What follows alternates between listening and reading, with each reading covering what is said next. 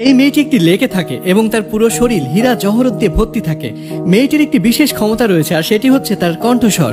সে চিৎকার করলে সকল মানুষ তার বশে চলে আসে এবং তাকে পাওয়ার জন্য পাগল হয়ে যায়, আর এভাবে সে সবাইকে বশে করে মেরে ফেলে। কিন্তু একটা সৈনিক যাকে সে নিয়ন্ত্রণ করতে পারে না।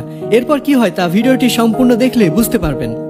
শুরুতে আমরা কতগুলি সৈনিকদের দেখতে পাই যারা কিনা একটি জঙ্গল দিয়ে কোথাও যাচ্ছিল। তাদের মধ্যে একজন সৈনিক শ্রবণহীন ছিল, অর্থাৎ সে কানে শুনতে পেত না।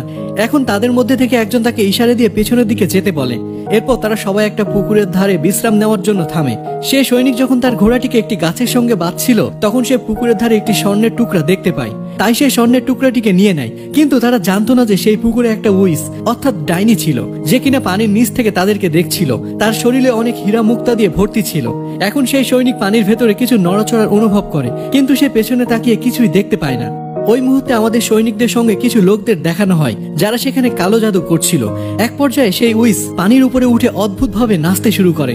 সে নাচতে নাচতে এক পর্যায়ে বিকট শব্দ করে চিৎকার করতে শুরু করে। তার চিৎকার শুনে সব সৈনিকরা তার বশে চলে আসে এবং তার প্রতি আকৃষ্ট হতে থাকে। এরপর আবারও সেই উইস অদ্ভুতভাবে নাচতে শুরু করে এবং আবারও অনেক জোরে চিৎকার করতে থাকে। আর তার এই বিকট আওয়াজে কিছু সৈনিক সাথে সাথে মারা যায়, আর যারা বেঁচে ছিল তারা তাকে পাওয়ার জন্য একে অপরকে মেরে তার কাছে যেতে শুরু করে। উইস নাচতে নাচতে পেছনের দিকে যেতে শুরু করে। এদিকে সেই সৈনিকটি কিছুই বুঝতে পারছিল না যে তার সাথীরা কেন এমনটি করছে, কেননা সে তো কানে কিছু শুনতে পারছিল না। এরপর তার নজর সেই উইচের উপরে পড়ে। সে তাকে দেখে ভয় পেয়ে যায়। এদিকে বাকি সৈনিকরা একে অপরকে মারতে মারতে উইচের দিকে যেতে শুরু করে। তারা তাকে পাওয়ার জন্য আস্তে আস্তে পানির তলে ডুবে যাচ্ছিল। এক পর্যায়ে সেখানকার সবাই মারা যায়, শুধু সেই সৈনিকটি বাদে। উইচ যখন সেই সৈনিকটিকে দেখতে পায়, তখন সে আবারও বিকট শব্দে চিৎকার করতে শুরু করে এবং এইভাবে সেই সৈনিকটিকে নিজের দিকে আকর্ষিত করার চেষ্টা করে। কিন্তু ওই সৈনিকটির কিছুই হয় না, কারণ সেই সৈনিকটি তো তার কানে কোনো কিছু শুনতেই পারছিল না। এতে সেই ডাইনিটি তাকে আকর্ষিত করতে পারছিল না। সে আরো কয়েকবার চিৎকার করলেও কোনো লাভ হয় না। এক পর্যায়ে সেই উইচ তাকে বশ করতে না পেরে ভয় পেয়ে যায়।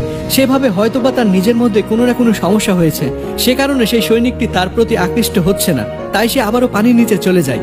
এসব দৃশ্য দেখার পর সেই সৈনিকটি অনেক বেশি অবাক হয়ে যায় এবং ভয় পেয়ে যায়।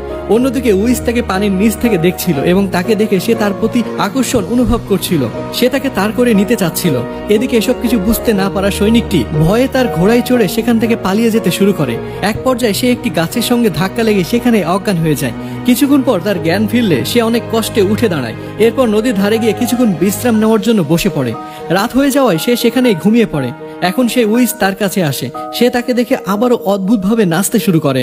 এখানে এই সৈনিকটিকে পাওয়ার জন্য তার আকাঙ্ক্ষা আরো বেড়ে যায়। সে ওই সৈনিকটির সঙ্গে সেখানেই ঘুমিয়ে পড়ে। সকাল হলে সেই সৈনিকটি তার উপর ভারী কিছু অনুভব করে, আর এরপর সে দেখতে পায় সেই উইস তার সঙ্গে শুয়ে আছে।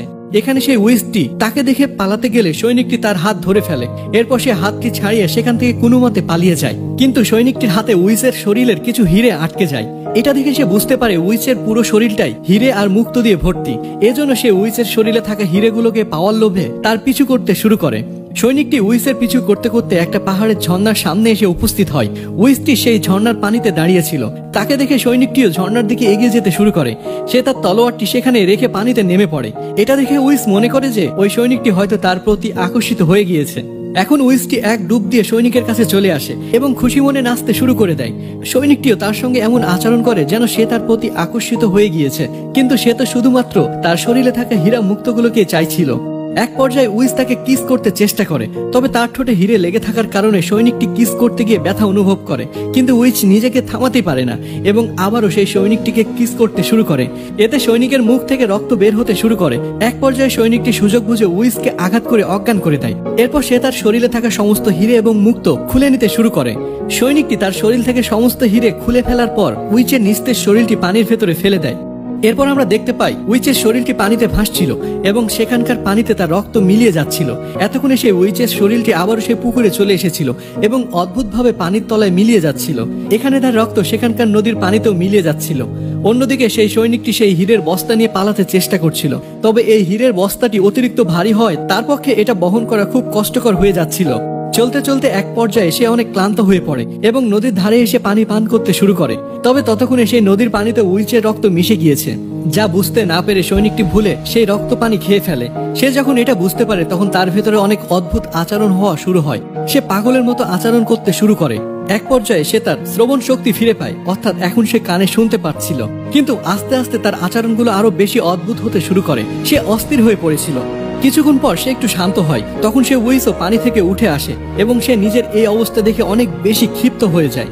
পাশাপাশি সে অনেক কষ্ট পায়, কারণ সে মনে করেছিল সৈনিকটি তাকে ভালোবেসেছিল, কিন্তু সে তার প্রতি নয় বরং হিরে আর মুক্তোর প্রতি আকর্ষিত হয়েছিল।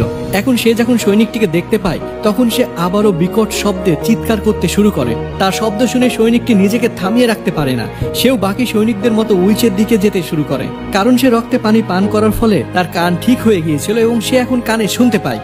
এদিকে উইজ আরো জোরে জোরে চিৎকার করে সৈনিকটিকে তার দিকে আকর্ষিত করার চেষ্টা করছিল। সৈনিকটি চেষ্টা করেও কিছুই করতে পারছিল না, কারণ সে নিজের নিয়ন্ত্রণের বাইরে চলে গিয়েছিল। এখন উইজ তার চিৎকারের মাধ্যমে সৈনিকটিকে আস্তে আস্তে পানির ভেতরে নিয়ে যায়। সৈনিকটি এক পর্যায়ে পানিতে ডুবে যায় এবং তার লোভের কারণে সে সেখানেই মারা যায়। এদিকে উইজ তার এই অবস্থার কারণে অনেক বেশি কষ্ট পায়। আর এই সিনের মাধ্যমে এই এপিসোড এখানেই শেষ হয়ে যায়।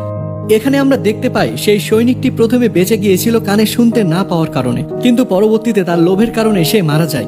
অর্থাৎ লোভে পাপ আর পাপে মৃত্যু, এই কথাটি এই সৈনিকের ক্ষেত্রে সত্য হয়। আশা করছি এই শিক্ষণীয় গল্পটি আপনাদের কাছে ভালো লেগেছে।